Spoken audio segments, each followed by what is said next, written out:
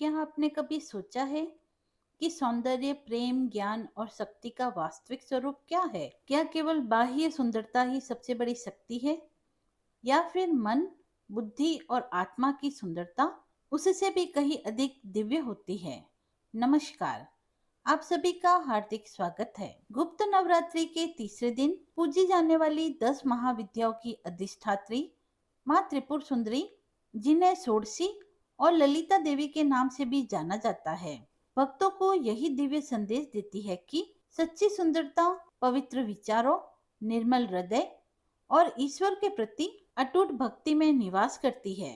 कहा जाता है कि जब अधर्म और अहंकार अपनी सीमा पार कर जाते हैं, तब माँ त्रिपुर सुंदरी अपने दिव्य स्वरूप में प्रकट होकर दुष्ट शक्तियों का नाश करती है और संसार में प्रेम, शांति, समृद्धि और धर्म की पुनः स्थापना करती है। उनकी कृपा से जीवन में सुख, सौभाग्य, वैवाहिक आनंद, मानसिक शांति और आध्यात्मिक उन्नति प्राप्त होती है।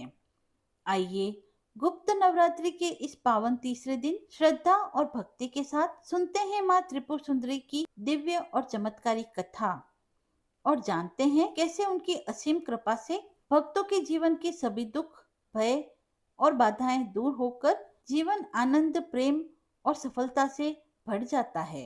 माँ त्रिपुर सुंदरी की पूजा का तंत्र साधना में विशेष स्थान है। इस दिन मंत्र जाप, यंत्र पूजन और ध्यान करने से साधक की साधना शीघ्र सिद्ध होती है। श्री यंत्र को माँ त्रिपुर सुंदरी का ही स्वरूप माना जाता है, जिसकी उपासना से समस्त मनोकामनाएं पूर्ण होती है। त्रिपुर सुंदरी की आराधना करने से वैवाहिक जीवन में मधुरता, प्रेम में सफलता, सौंदर्य और आकर्षण में वृद्धि होती है। साथ ही साधक को भौतिक और आध्यात्मिक दोनों स्तरों पर उन्नति का आशीर्वाद प्राप्त होता है। माँ त्रिपुर सुंदरी का मंत्र ओम ऐं ह्रीं श्रीं त्रिपुराय नमः। माँ त्रिपुर सुंदरी का प्रिय भोग। माँ त्रिपुर सुंदरी को पंचामृत, पंचमेवा, सूजी का हलवा, मीठी खीर, फलों के रस और शुद्ध घी के मिष्टान अत्यधिक पसंद है। माँ त्रिपुर सुंदरी को गुलाब और चमेली के पुष्प भी अत्यधिक पसंद हैं। आइए अब सुनते हैं माँ त्रिपुर सुंदरी की कथा। माँ त्रिपुर सुंदरी की उत्पत्ति प्राचीन हिंदू ग्रंथों और कथाओं में गहराई से निहित है।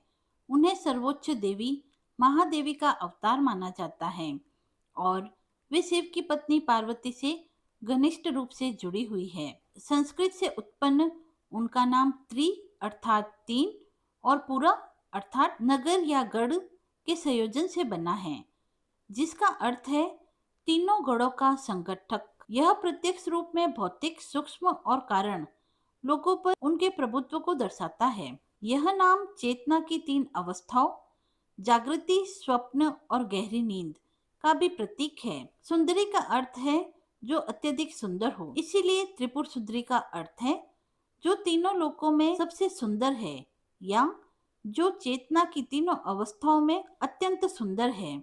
ललित सहस्त्र नाम और विभिन्न शाक्त ग्रंथों के अनुसार वह आदि महाविद्या है जो दिव्य चेतना का मूल रूप और वास्तविकता का पूर्ण स्वरूप है। कई कथाओं में उनका वर्णन ब्रह्मांडीय संतुलन को बहाल करने के लिए किया गया है। जब ब्रह्मांड अराजकता तथा राक्षसी शक्तियों से खतरे में होता है, तब माँ त्रिपुर सुंदरी सबकी सहायता करती है। एक कथा के अनुसार ब्रह्मा, विष्णु और शिव की दिव्य त्रिमूर्ति ने ब्रह्मांड में सामंजस्य और व्यवस्था लाने के लिए उनकी रचना की थी। एक अन्य कथा में उन्हें शिव की आंखों से चमकते प्रकाश के रूप में दर्शाया गया है, जिनकी सुंदरता इतनी मोहक है कि शिव भी उनसे नजरें नहीं हटा पाते। षोडशी तंत्र और वाम कामेश्वर तंत्र उनके ब्रह्मांडीय महत्व को और अधिक स्पष्ट करते हुए उन्हें ब्रह्मांड की गुरु और सृष्टि पालन और संहार के पीछे की शक्ति के रूप में वर्णित करते हैं। ललित सहस्त्र नाम में राक्षस भंडासुर के विरुद्ध उनके ब्रह्मांडीय युद्ध का विस्तार से वर्णन मिलता है, जिसमें वे दिव्य प्राणियों की सेना का नेतृत्व करते हुए विजय प्राप्त करती है, जो बुराई पर अच्छाई की विजय का प्रतीक है। त्रिपुरा उपनिषद उन्हें परम शक्ति, ब्रह्मा, विष्णु और शिव से भी ऊपर सर्वोच्च चेतना के रूप में प्रस्तुत करता है और उन्हें ब्रह्मांड की ऊर्जा और ज्ञान का स्रोत बताता है।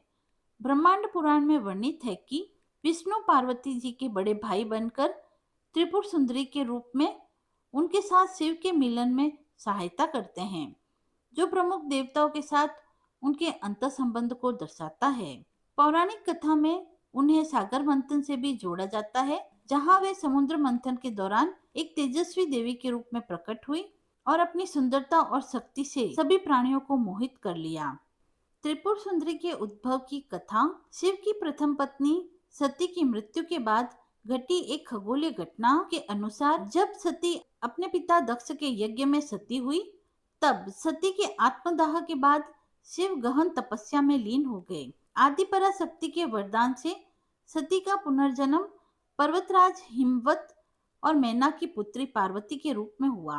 पार्वती और शिव का मिलन तारकासुर नामक राक्षस को पराजित करने वाले पुत्र की उत्पत्ति के लिए अत्यंत महत्वपूर्ण था। देवताओं ने प्रेम के देवता कामदेव को शिव के मन में पार्वती के प्रति प्रेम जगाने के लिए भेजा। जब कामदेव ने शिव और पार्वती पर बाण चलाए, तो शिव क्रोधित होकर अपनी तीसरी आंख से कामदेव को जलाकर राख कर देते हैं। कामदेव की अस्थियों से बंडासुर नामक राक्षस का जन्म हुआ, जिसने अपने नगर शोणितपुरा से पूरे ब्रह्मांड में आतंक फैलाना शुरू कर दिया। देवताओं ने राहत पाने के लिए ऋषि नारद और त्रिमूर्ति से मार्गदर्शन मांगा। उन्हें एक महान यज्ञ के माध्यम से परम दिव्य शक्ति का आह्वान करने की सलाह दी गई। इस महान यज्ञ के दौरान की आहुति दी गई और यज्ञ की अग्नि से महात्रिपुरा सुंदरी प्रकट हुई। उन्होंने सर्वोच्च देवी के रूप में प्रकट होकर स्वयं को कामेश्वर और कामेश्वरी से विभाजित किया और ब्रह्मांड का पुनर्निर्माण करते हुए सामंजस्य और संतुलन को बहाल किया।